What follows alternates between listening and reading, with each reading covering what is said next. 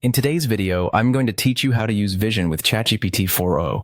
This powerful tool allows you to engage with images in a whole new way, making interactions both dynamic and comprehensive. Whether you're exploring this feature for the first time or looking to refine your skills, this guide is here to take you through the process step by step. So let's dive right in and explore how to enhance your ChatGPT experience with Vision capabilities. First and foremost, you'll need to open ChatGPT. This is the initial step that sets the stage for everything we're about to do, so make sure your device is ready and you're connected to the internet. Once ChatGPT is open, you'll want to log into your account. This is crucial, as it ensures you have access to all the features and any previous interactions you've had.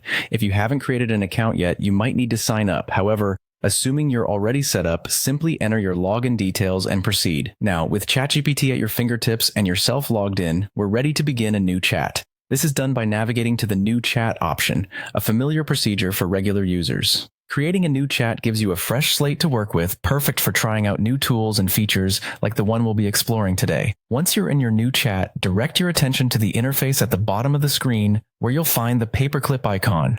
This is an essential part of the visual functionality of Chatgpt-4o. Clicking it opens up the possibility to upload images from your device.